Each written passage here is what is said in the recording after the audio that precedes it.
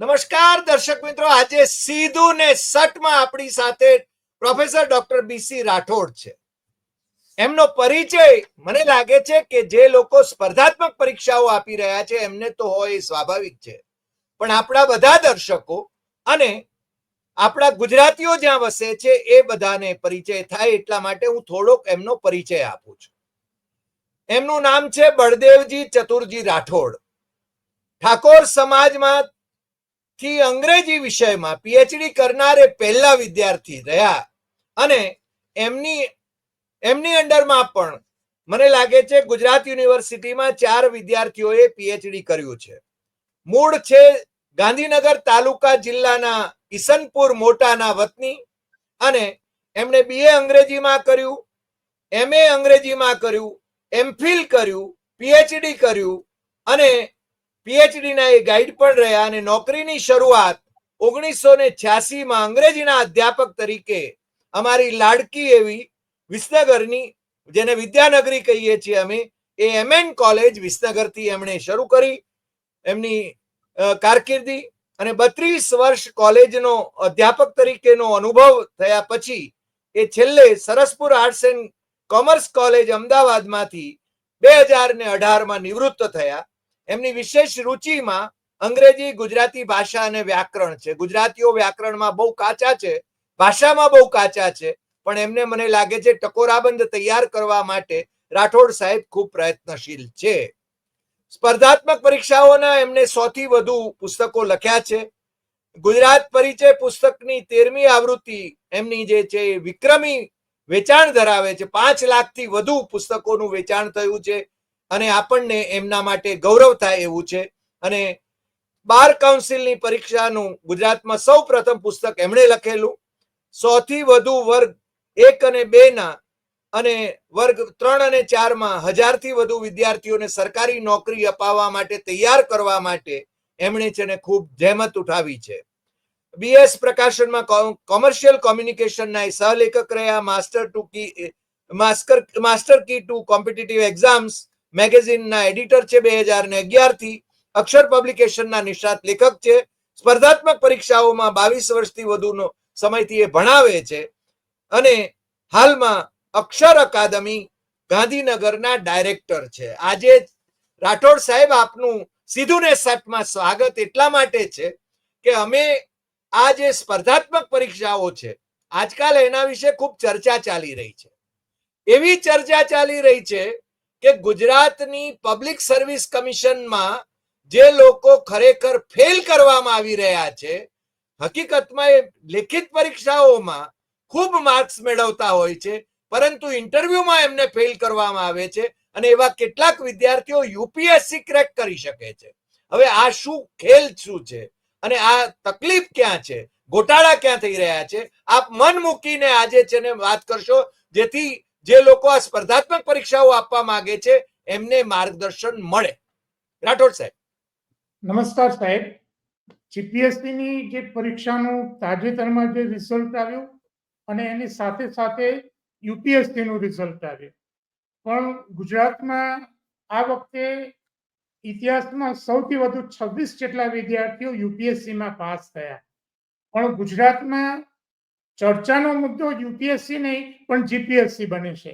એનું મુખ્ય કારણ એ છે કે આ વખતે જીપીએસસીની પરીક્ષામાં જે 4 જેટલા વિદ્યાર્થીઓ હતા એમને ઇન્ટરવ્યુમાં નાપાસ કર્યા અને એ વિદ્યાર્થીઓ યુપીએસસીમાં પાસ થયા.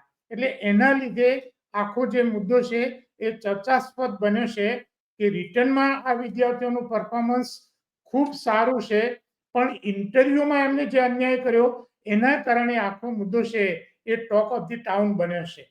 હવે હું આપને 2 બાબતો આ ગુજરાતમાં જે જીપીએસસીમાં ઇન્ટરવ્યુ અંગેની છે એની વાત કરું કે 2 પ્રકારનું ઇન્ટરવ્યુ થાય છે. કે જીપીએસસી જે ક્લાસ 1-2 છે એમાં 900 માર્ક્સની પરીક્ષા છે અને 100 માર્ક્સનું ઇન્ટરવ્યુ છે. 900 માર્ક્સની લેખિત અને 100 માર્ક્સનું ઇન્ટરવ્યુ. હવે આ લોકોએ આમાં ફેરફાર કરીને 1250 માર્ક્સની લેખિત પરીક્ષા કરી છે અને 150 માર્ક્સનું ઇન્ટરવ્યુ છે. એટલે હવે પછી જે પરીક્ષા આવશે એમાં 150 માર્ક્સનું ઇન્ટરવ્યુ આવશે. બીજા પ્રકારનું ઇન્ટરવ્યુ એવું છે કે જે કોલેજમાં પ્રોફેસરોની જે આસિસ્ટન્ટ પ્રોફેસરોની ભરતી થાય છે, ટેકનિકલ કોલેજોમાં ભરતી થાય છે અને કેટલીક જે સીધી ભરતી થાય છે એમાં 300 માર્ક્સની લેખિત પરીક્ષા હોય છે અને આ 300 માર્ક્સની લેખિત પરીક્ષામાંથી જે માર્ક્સ લાવે એને 6 વડે ભાગવામાં આવે છે અને 100 માર્ક્સનું ઇન્ટરવ્યુ થાય છે અને ઇન્ટરવ્યુમાં જે માર્ક્સ આવે એને 50 વડે ભાગવામાં આવે છે. એટલે આ બે પદ્ધતિ ઇન્ટરવ્યુની ગુજરાતમાં ચાલે છે. હવે સવાલ એ થાય છે કે લેખિતમાં ખૂબ સારું રિઝલ્ટ હોય છતાં ઇન્ટરવ્યુમાં ફેલ કરવામાં આવે છે, ત્યાં આખો મુદ્દો ઉપસ્થિત થાય છે. અને બીજી મહત્વની બાબત એ છે કે જીપીએસસીના ઇતિહાસમાં ન બન્યું હોય તેવી 4-5 એવી ઘટનાઓ આ વખતે જીપીએસસીના રિઝલ્ટમાં આપણને જોવા મળી છે. એના કારણે આખો બધો વિવાદ એ ઊભો થયો છે. જી સાહેબ. મને એક મુદ્દો જે હાથમાં આવ્યો એ છે કે લેખિત મેરિટમાં 609મા નંબરે આવનાર વિદ્યાર્થીને ઇન્ટરવ્યુમાં સૌથી વધુ એટલે કે 92 ગુણ આપીને ક્લાસ 1 કેટેગરીમાં પાસ કરવામાં આવ્યો. આ વિદ્યાર્થી પર જીપીએસસીએ અગાઉ પ્રતિબંધ મૂક્યો હતો. આ ચમત્કાર કઈ રીતે થાય છે? હા, એની તો ખૂબી છે જીપીએસસીની કે જે વિદ્યાર્થીને લેખિત પરીક્ષામાં 609મો નંબર છે અને એના કરતા જે આગળ વિદ્યાર્થીઓ છે, જે એક વિદ્યાર્થી છે કે જે લેખિત પરીક્ષામાં 11મા નંબરે આવે છે અને એના માર્ક છે 429.25 માર્ક છે. હવે એ વિદ્યાર્થીને 11મા નંબરે આવનાર વિદ્યાર્થીને ઇન્ટરવ્યુ કમિટીએ માત્ર 20 માર્ક્સ આપ્યા એટલે એ વિદ્યાર્થી નાપાસ થયો અને આ જે 609મા નંબરે આવનાર જે વિદ્યાર્થી છે એના માર્ક 372.50 છે. એટલે કે બંને વચ્ચે લગભગ 56 માર્ક્સનો તફાવત છે. રિટર્નમાં જે વિદ્યાર્થીના 56 માર્ક્સ વધારે છે એ વિદ્યાર્થી ઇન્ટરવ્યુના કારણે નાપાસ થાય છે અને એને ઇન્ટરવ્યુમાં માત્ર 20 જ માર્ક્સ આપવામાં આવે છે. અને બીજી બાબત એ છે કે આ લોકોનું પોલ ત્યારે ખુલી ગયું કે આ વિદ્યાર્થી યુપીએસસીમાં પાછો પાસ થયો. જેને જીપીએસસીએ નાપાસ કર્યો હતો એ વિદ્યાર્થી યુપીએસસીમાં એ પાસ થયો. આપને એક બીજી વાત કહું કે જે વિદ્યાર્થી લેખિતમાં મેરિટમાં 3જા નંબરે આવ્યો છે એવા વિદ્યાર્થીને ઇન્ટરવ્યુમાં માત્ર 31 માર્ક્સ જ આપ્યા છે. રાઈટ? એટલે આ આખું વેરિએશન છે, એ વેરિએશન આપણે જોયું છે. હવે જે 609મા નંબરનો જે વિદ્યાર્થીઓ છે એનો તો છાપામાં ઘણું બધું 2-4 દિવસથી અવારનવાર આવે જ છે. અગાઉ જીપીએસસી એના ઉપર પ્રતિબંધ મૂક્યો હતો અને એને પાસ કરી એટલું નહીં સાહેબ, પણ એને મેરિટમાં એટલા બધા 92 માર્ક્સ આપ્યા કે ક્લાસ 2ના બદલે એ ક્લાસ 1માં સિલેક્ટ થયો. એટલે અહીંયા કંઈક ગોટાળો થયો હોય એવું આંધળાને પણ દેખાયા. તમને તો જાગતો તો કહી શકે પણ આંધળાને પણ દેખાય સાહેબ. સાહેબ રાઠોડ સાહેબ, મને લાગે છે જીપીએસસી ના ચેરમેન તરીકે હસમુખ પટેલ છે, આઈપીએસ અધિકારી રહ્યા અને હસમુખ પટેલની છાપ આમ તો બહુ સારી રહેતી હતી. જો કે દરેક આઈએએસ અને આઈપીએસ અધિકારી શરૂઆતમાં તો બહુ સારી છબી ધરાવતા હોય છે, પછી નિવૃત્તિ તરફ જાય એના પછી એમની છાપ બદલાતી હોય છે. મને લાગે છે કે પોલીસની અંદર પણ ભરતીની બાબતમાં પણ ઘણા બધા ગોટાળા થયા હતા અને એ જ પરિસ્થિતિ અત્યારે અહીંયા થઈ રહી છે. મને લાગે છે એમના અગાઉના જે ચેરમેન હતા જે હવે યુપીએસસી માં ગયા, આમ તો હું કહીશ દાસો સાહેબ.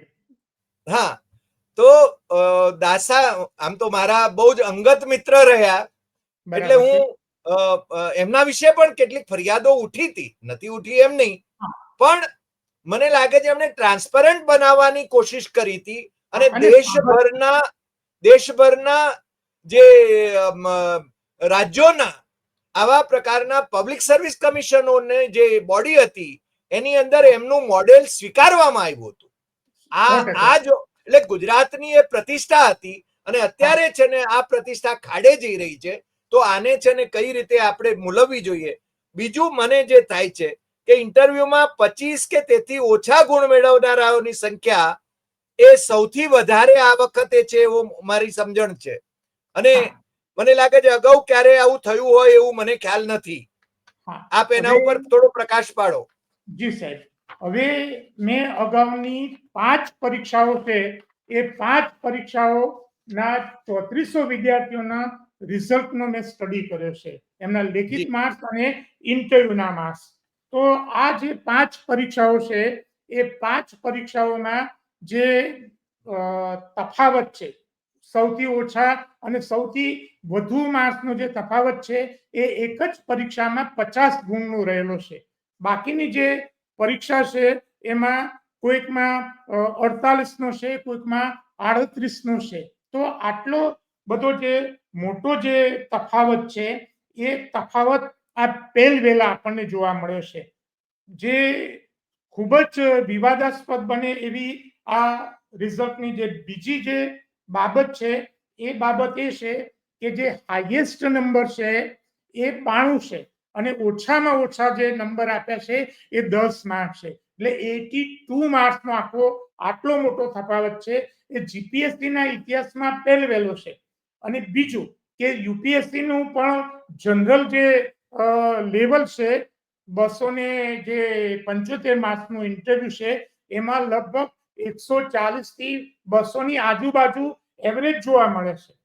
બીજું કે જ્યારે ઇન્ટરવ્યુ લેવાની વાત હોય ત્યારે ઇન્ટરવ્યુ એ એક સબ્જેક્ટિવ મેટર છે. એમાં એક્સપર્ટ કમિટી ધારે તો વિદ્યાર્થીને ફેલ પણ કરી શકે.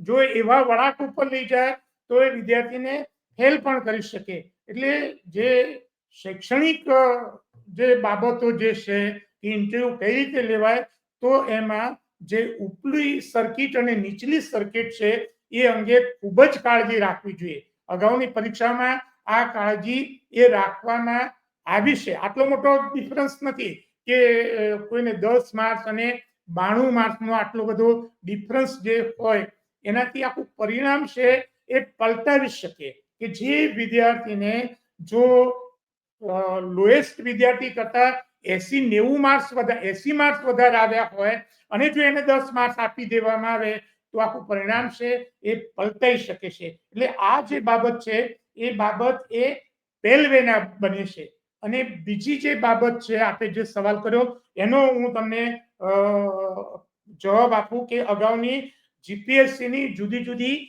જે 5 પરીક્ષાઓ થઈ એમાં કુલ 3400 વિદ્યાર્થી બેઠા છે. હવે આ જે 3400 વિદ્યાર્થી છે એમાં માત્ર 11 વિદ્યાર્થીઓ એવા છે કે જેના માર્ક્સ 25 કે 25 થી ઓછા આપવામાં આવ્યા હોય. માત્ર 11 વિદ્યાર્થીઓ છે. અને એમાં જે 2019-20માં જે પીઆઈ ની જે પરીક્ષા થઈ તો એમાં તો એક પણ વિદ્યાર્થી એવો નથી કે જેને 25 થી ઓછા માર્ક્સ હોય. 2018-19માં પીઆઈ ની ફરી પરીક્ષા થઈ તો એમાં માત્ર 9 વિદ્યાર્થી એવા છે કે જેના માર્ક્સ 25 કે તેનાથી ઓછા હોય. એના પછી જીપીએસસી ની જે પરીક્ષા થઈ 2020-21 અને 2022-23માં એમાં સૌથી ઓછા માર્ક્સ એકમાં 30 છે અને બીજામાં 32 છે. એટલે કે આખી પરીક્ષામાં એક પણ વિદ્યાર્થી એવો નથી કે જેના માર્ક્સ 25 કે 25 થી ઓછા હોય. એમાં એકમાં વિદ્યાર્થીઓ બેઠા છે 937. તો એમાં એક પણ વિદ્યાર્થી એવો નથી કે જેના માર્ક્સ 25 કે 25 થી નીચે હોય. એના પછી 971 જીપીએસસી ક્લાસ 1-2 નું જે રિઝલ્ટ છે તો એમાં મિનિમમ માર્ક્સ 32 છે. એટલે કે 25 થી ઓછા તો એક પણ નથી. જ્યારે હસમુખ પટેલ સાહેબની અધ્યક્ષતામાં જે જીપીએસસી ની પરીક્ષાનું ઇન્ટરવ્યુ લેવાયું તો એમાં 727 માંથી 136 વિદ્યાર્થીઓને એમણે 25 કે 25 થી ઓછા માર્ક્સ આપ્યા છે. અને એમાં સૌથી મહત્વની બાબત તો એ છે કે જે 11મા ક્રમાંકે જે મેરિટમાં પાસ થયો જે વિદ્યાર્થી એ વિદ્યાર્થીને પણ એમને 20 માર્ક્સ આપ્યા અને એ વિદ્યાર્થી જીપીએસસીમાં નાપાસ થયો અને પાછળથી એ વિદ્યાર્થી યુપીએસસીમાં પાસ થયો. તો આટલું બધું આખું પરિવર્તન કે 3400 વિદ્યાર્થીઓમાંથી માત્ર 11 વિદ્યાર્થી એવા છે કે જે 25 કે 25 થી ઓછા માર્ક્સ મેળવનાર છે. અને જીપીએસસી ની જે તૈયારી કરીને જે વિદ્યાર્થીઓ જતા હોય એ ઇન્ટરવ્યુની થોડી ઘણી તો તૈયારી કરતા જ હોય, એટલે એમને આઉટરાઇટ ઉતારી પાડવા માટે કે એમને 20 થી નીચે માર્ક્સ આપવાના, આ તો સરાસર અન્યાય છે. કારણ કે આ સાહેબ, જે હા, હા, આજે બોલો. આજે હાઈકોર્ટના જસ્ટિસ નિર્જર દેસાઈ એ સુનાવણી કરી રહ્યા હતા અને હું સાંભળી રહ્યો હતો. હા, એમણે એક કેસ કોઈક હતો, મને અત્યારે એનું નામ બરાબર યાદ નથી, પણ ઓબ્ઝર્વેશન એમનું એ હતું, કારણ કે વકીલે એમ કહ્યું કે ઈડબ્લ્યુએસ માં આ ઉમેદવાર હતો અને એને જનરલ કેટેગરીમાં એને પૂછ્યા વિના, એની સંમતિ લીધા વિના એને ટ્રાન્સફર કરી નાખવામાં આવ્યો. હવે આ રીતે છે ને, તમને તો ખ્યાલ છે કે આપણે ત્યાં સામાન્ય રીતે એક પરંપરા પણ ચાલે છે કે જનરલ જે લોકોને મેરિટમાં આવતા હોય એ લોકો એ ઓપન કેટેગરીમાં આવે અને બાકીનાને જનરલ કેટેગરીની એ સીટો છે ને ભરવાની થાય. બરાબર છે. એ આપણી પરંપરા છે. હાઈકોર્ટનો આદેશ પણ હતો અને સુપ્રીમ કોર્ટનો પણ છે. બરાબર. હવે આ જે ઓપન મેરિટ, ઈડબ્લ્યુએસ અને જે અનામત કેટેગરી છે એની વચ્ચેનો આ ભેદ થાય તો એ તો મને લાગે છે જીપીએસસી ના નામે બટ્ટો લાગે છે. અને આવા કેસીસ ઘણા બધા હાઈકોર્ટની અંદર જઈ રહ્યા છે. કેટલા વિદ્યાર્થીઓ અથવા સ્પર્ધકો એ હાઈકોર્ટની અંદર જવા માટેની પોતે જ એને ક્ષમતા ધરાવતા હોય. એટલે આવા સંજોગોની અંદર જેમ કે એ જે રીતે મનસ્વી રીતે લે. અને બીજું, દિનેશ દાસા જ્યારે ચેરમેન હતા, હું જ્યારે જીપીએસસી ની ઓફિસે ગયો ત્યારે એમને મને સમજાવ્યું હતું કે 4 પેનલો હોય, કોની સામે કોનો ઇન્ટરવ્યુ કઈ પેનલમાં આવશે એ ખબર ન પડે એની એ કાળજી રાખતા હતા. બીજું, કોઈ વ્યક્તિનું નામ નહીં લેવાનું, એટલે કે વ્યક્તિ અથવા એનો ધર્મ અથવા તો એની જ્ઞાતિ એ કઈ છે એ ન ખ્યાલ આવે. હવે અહીંયા તો મને એવી ફરિયાદો પણ મળી છે કે જ્યારે સ્પર્ધકો એમ કે છે કે જે લોકો આ પેનલમાં મૂકવામાં આવે છે એ લોકો કેટલાક ક્લાસીસની અંદર, સમાજના ક્લાસીસની અંદર જઈને ભણાવતા હોય છે. હવે આવું તમારી પાસે પણ કદાચ ફરિયાદ આવી હોય. હા, એટલે મારી પાસે મારા જે અગાઉના વિડીયો છે એમાં વિદ્યાર્થીઓ કોમેન્ટમાં લખ્યું છે કે પેનલમાં બેસનાર વ્યક્તિ એમના સમાજના ગ્રુપમાં જઈને ઇન્ટરવ્યુ અંગેની માહિતી આપતા. હવે બીજી એક બાબત સાહેબ આપને કરું કે અમે તો પબ્લિકેશન સાથે જોડાયેલા છીએ અને ઘણા બધા લેખકોને અમે કહીએ છીએ કે ભાઈ અમારે ત્યાં તમે લખો, પણ એ ના પાડે છે.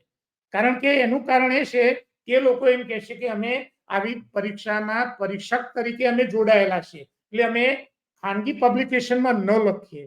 જો લેખકો માટે આવી આચાર સંહિતા હોય તો જીપીએસસી ના અધ્યક્ષ તો ખુલ્લેઆમ વિડીયો બનાવીને જુદા જુદા પ્રાઇવેટ પબ્લિકેશન વિશેની વાત કરે છે કે તમે આના વિશે. હસમુખ પટેલની વાત કરો છો આપ?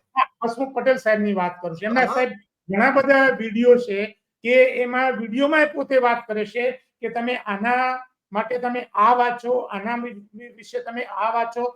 નો ડાઉટ એમનો ઉદ્દેશ્ય જાણકારી આપવાનો છે, પણ એક પણ આ તો બેઝિક આચાર સંહિતાનો ભંગ છે. એનો ભંગ જ છે સાહેબ. હું આપને કહું, જ્યારે અગરવાલ યુપીએસસી ના ચેરમેન હતા ત્યારે હું યુપીએસસી ના એક્ઝામિનર તરીકે મને છે ને એ લોકોએ અપોઇન્ટ કર્યો.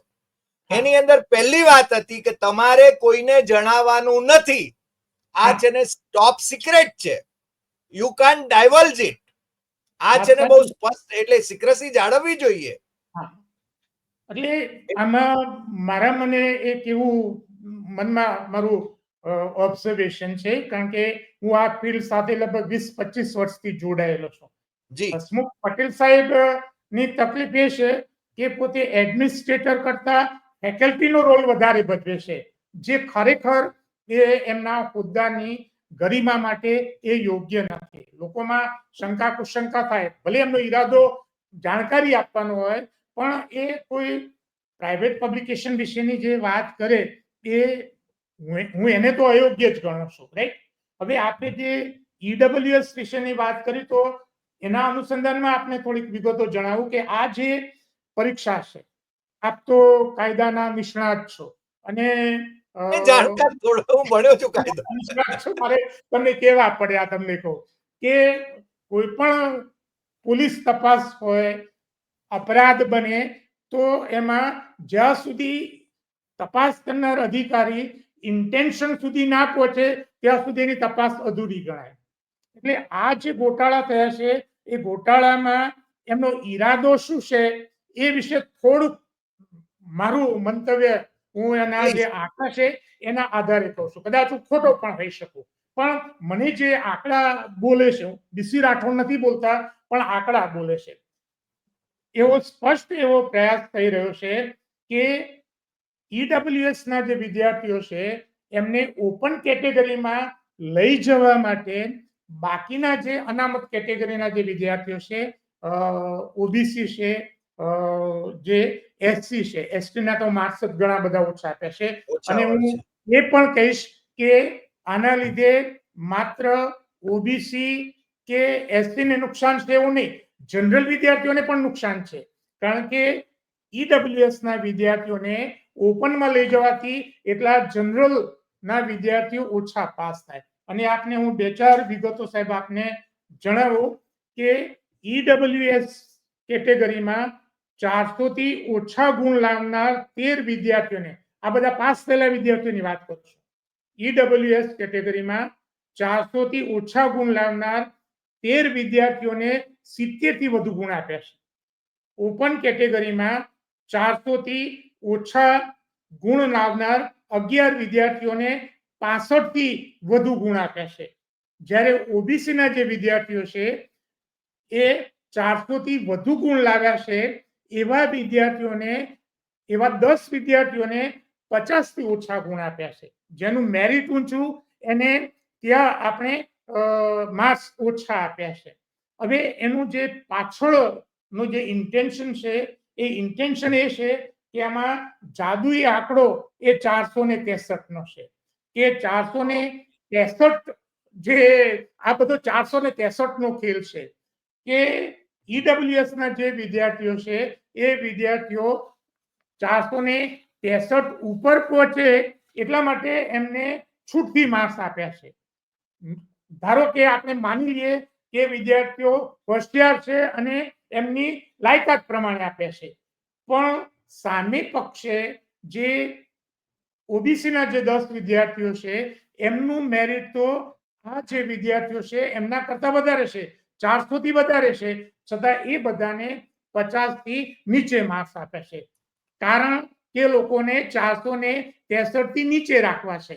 જો 463 થી એ ઉપર જાય તો એ બધા વિદ્યાર્થી છે એ ઓપન કેટેગરીમાં જાય અને એની જગ્યાએ બીજા વધારાના ઓબીસી ના વિદ્યાર્થી પાસ થઈ શકે. આવું સ્પષ્ટ સાહેબ આ મારી તો પછી તો આ તો એક ષડયંત્રનો ભાગ થઈ રહ્યો છે. ડેફિનેટલી આ એક એ રીતના જ છે. અને ઓબીસી ના નેતાઓ, ઓબીસી ના ભણેલા ગણેલા લોકો એ તો કુંભકર્ણની નિંદરમાં છે એવું મારે તો કહેવું પડશે. 100% આના વિશે હું સાહેબ ઘણા સમયથી આ વાત કરું છું પણ એમનું પેટનું પાણી હાલતું નથી. અગત્યનો મુદ્દો આ 463 નો આંકડો છે. અને સાહેબ હું ચેલેન્જ સાથે એક પોસ્ટમાં મેં લખ્યું હતું કે જીપીએસસી ના ચેરમેન સાહેબ આપ જે જગ્યાએ કહેશો એ જગ્યાએ હું આપની સાથે ચર્ચા કરવા માટે તૈયાર છું, રાઈટ. અને હમણાં પત્રકારોએ થોડુંક પૂછ્યું તો એમનો જવાબ એવો હતો કે મારે જેને જવાબ આપવાનો છે એને હું જવાબ આપીશ. પત્રકારોને પણ આવો જવાબ ના આપ્યો, રાઈટ. આ વસ્તુ છે જે એના ઇતિહાસમાં પહેલવેલા આ ઘટના બની છે. નહીં પણ એટલે જવાબ નહીં આપવો હોય તો એમની એરોગન્સ છે, કારણ કે પોલીસમાં રહ્યા છે ને, એટલે મને લાગે છે એરોગન્સ એમને પરવડતી રહેશે. દેખાય છે, સાંભળતા જ નથી. અને સાહેબ બીજી એક બાબત હું તમને કહું કે એમને ભાષણો કરવાનો બહુ શોખ છે. મારે ત્યાં હું જયારે વલ્લભ વિદ્યાનગર હતો, સરદાર પટેલ રિસર્ચ ઇન્સ્ટિટ્યૂટનો ડાયરેક્ટર, અને સપ્તધારામાં ભાઈશ્રીને જયંતિ રવિએ મોકલાવ્યા હતા, ત્યારે એમણે કહ્યું કે હું તો ભાષણ કરીશ, લાંબુ ભાષણ કરીશ. મેં કહ્યું ચાલે જ નહીં, 45 મિનિટ છે, બાકી મારા કાર્યક્રમો ખોરવાઈ જાય બધા સપ્તધારાના. એટલે એ તો એમની રીતે કામ કરવા ટેવાયેલા છે. આમ તો એમની છાપ બહુ સારી બનાવી શક્યા છે દેખાડા માટે, પણ જો આવું કરતા હોય તો I મને think લાગે it છે is કે આ mani- ગંભીર બાબત છે. I think it is manipulated. એ ઊભી Yes. કરેલી છે. એ છાપ છે એ એમણે ઊભી કરેલી છે કારણ કે વર્તનમાં દેખાતો નથી. જે બાબત છે એમના વર્તનમાં એ બાબત દેખાતી નથી. પણ એટલે એ બાબતમાં હું તમને કહું સાહેબ, દિનેશ દાસા હા, એ સાંભળતા. જાહેરમાં જવાબ આપતા હતા, હા, અને વિદ્યાર્થીઓને સાંભળતા. આ પણ છે એટલું બધું. સાંભળતા હતા. હા, હા, વિદ્યાર્થીઓને અને સાંભળતા. અને સિક્રસી જાળવતા હતા. મારું જે કહેવાનું છે એ છે કે અત્યાર સિક્રસી સુધી- જાળવતા હતા કે ચાર પેનલ હોય તો એ ચાર પેનલમાંથી કયો સ્પર્ધક કયા પેનલમાં જશે એ નામ એને ક્યારે ખબર નહીં પડે ને પેલા લોકોને નહીં પડે. આ એવી વ્યવસ્થા એમની કરી હતી. આ એમણે પોતે મને છે ને આ સમજાવેલું એટલે હું જાણું એટલું. બસ સાચી છે. બીજું સાહેબ, મને આના વિશે એટલું જાણવું છે કે આ જીપીએસસી નાપાસ કરે આ રીતે જે તમે ખેલ કયો કે આટલા માર્ક્સ હા, નો ખેલ છે, તો એનો અર્થ એ થયો કે ત્યાં સિક્રસી જેવું તો કશું જ નથી રહેતું. હા, એટલે મુદ્દો આપણને એવું લાગે છે કે કદાચ એમણે આપણે કદાચ ખોટા પણ હોઈ શકીએ. આ જે આંકડા દેખાવે છે કે કેટલાક જે પ્રત્યક્ષદર્શી પુરાવા ન હોય પણ જે આપણે કાયદાની ભાષામાં કહીએ કે જે સંયોગિક પુરાવા તો એવું સ્પષ્ટ સૂચન કરે છે કે આમાં કંઈક તો થયું છે અને અને જે થયું તમે છે અભ્યાસ બહુ કર્યો છે મોટું આટલા થયું છે. બધાનો. હા, આટલા બધા થયું છે બહુ વિદ્યાર્થીઓના મોટું થયું છે. પરિણામોનો અભ્યાસ કર્યો છે. હા, જે મને થયું લાગે છે છે રાઠોડ સાહેબ આપણે ફરીને પાછા આના હા. વિશે જ એકાદ એપિસોડ કરીશું અને આપણા દર્શકોને જગાડવાનું કામ આ આપણી ફરજ છે. સાચી વાત કેવી એ આપણી ફરજ છે. એટલે આપણે છે ને સતત આ વાત કરતા રહીશું કારણ કે નવી પેઢીને માટે આ જરૂરી છે. છેલ્લે Please. એક વાત કહેવા માંગુ છું. જી જી. હા, હવે આ બધું થયું એટલે જે સોશિયલ મીડિયા અને ગુજરાતમાં એક વાત નીકળી છે કે ઇન્ટરવ્યુનું વેઇટેજ છે એ ઘટાડવું જોઈએ કારણ કે એમાં વેરિએશનમાં બધું સેટિંગ થાય છે. માંગ એવી ઊભી થઈ છે કે 100 માર્ક્સ છે એને ઘટાડો તમે, રાઈટ, અથવા તો ઓછા કરો. કેટલાક તો કાઢી નાખવાની વાત, એની સાથે આપણે સંમત નથી થતા. પણ આવી પરિસ્થિતિમાં જે 100 માર્ક્સનું જે ઇન્ટરવ્યુ હતું એમને પાછું 150 માર્ક્સનું કર્યું. આ મનસ્વી રીતે વર્તી રહ્યા છે. હા, મનસ્વી રીતે કોઈનું સાંભળવું નહીં. અને સાહેબ બીજી હું તમને એક વાત કરું કે ગુજરાતને નુકસાન થાય એવા નિયમો લાવી રહ્યા છે. જીપીએસસી ની પરીક્ષામાં ગુજરાતી ભાષાનું આખું વજૂદ જ કાઢી નાખ્યું કે ગુજરાતીના માર્ક્સ તો એ મેરિટમાં ગણવામાં જ નહીં આવ્યા. તમને કહું, આવું તો ઘણું બધું છે જેના વિશે સાહેબ આપણે અલગથી વિડીયો કરવા પડશે. ના, આપણે કરીશું. હાઈકોર્ટમાં છે ને તમને ખ્યાલ હશે કે હાઈકોર્ટની અંદર તો આ લડત ચાલી રહી છે કે જો ઉત્તરના રાજ્યોની અંદર હાઈકોર્ટ અંગ્રેજીની સાથે હિન્દી એ રાજ્યની ભાષામાં કામ કરી શકતી હોય તો મારા ગુજરાતમાં અંગ્રેજીની સાથે ગુજરાતીમાં કેમ ન કરી શકે? અને મારી ગુજરાતીનું અપમાન કોઈ કરે તો છે ને ચલાવી ન લેવાય. ગુજરાત વિધાનસભામાં આ લોકો 2013માં એક બિલ પણ લાવ્યા છે કે ઇંગ્લિશ મીડિયમની સ્કૂલોમાં ફરજિયાત ગુજરાતી ભણાવવાનું, અને અહીંયા તો પાછો ગુજરાતીનો આખો છેદ જ ઉડાડી દેવામાં આવે છે. સાહેબ, આપણે છે ને વધુ એક એપિસોડ એના ઉપર કરીશું અને આપણે એમાં જે એડવોકેટ પંડ્યા, અસીમ પંડ્યા જે આના વિશે લડત ચલાવી રહ્યા છે હાઈકોર્ટની અંદર, પણ નરેન્દ્ર મોદીના વખતમાં હાઈકોર્ટની ભાષા અંગ્રેજીની સાથે ગુજરાતી કરવાને વિશે નિર્ણય લેવાયો ગુજરાતમાં જ્યારે ચીફ મિનિસ્ટર હતા ત્યારે. હવે પ્રાઇમ મિનિસ્ટર છે ત્યારે એનો અમલ નહીં. હા, આ તો હદ થઈ ગઈ. અને કન્નડ ચીફ જસ્ટિસ એમ કે તમે ગુજરાત એટલે કોઈક જે એમની સામે રજૂઆત કરનાર તમે ગુજરાતીમાં બોલશો તો હું કન્નડમાં બોલીશ.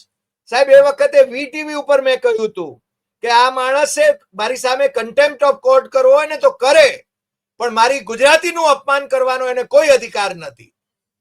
અને આ તો જીપીએસસી ગુજરાતીનું અપમાન કરે છે. મારી સરકાર એમ કે છે કે ગુજરાતીમાં બોર્ડ લગાવો, ગુજરાતી ભણાવવાનું ફરજિયાત કરો, અને છે ને જીપીએસસી જ ગુજરાતીની મેરિટમાં ગણે જ નહીં. મને લાગે છે હદ થઈ ગઈ આ તો. બરાબર, આપણે કરીશું એના વિશે. પણ આજે આપ જોડાયા, મને લાગે છે કે આપણે દર્શકો સાથે, સ્પર્ધકો સાથે, નવી પેઢીને માટે એના લાભાર્થે આપણે આપણા લાભ તો હવે આપણે તો ઉંમર વટાવી ચૂક્યા છીએ, પણ નવી પેઢીને માટે આપણે છે ને આ જનજાગરણ કરવા માટે વધુ ને વધુ એપિસોડ કરીશું, એટલી તો હું આ વખતે દર્શકોને ખાતરી આપું છું. અને આપને પણ વિનંતી કરીશ કે આ મુદ્દાઓ ઉપર આપણે છે ને ફરીને પાછા એપિસોડ કરીશું. આજે આપ અમારી સાથે જોડાયા, મારી વતી, દર્શકો વતી આપનો ખૂબ ખૂબ હું આભાર માનું છું. નમસ્કાર.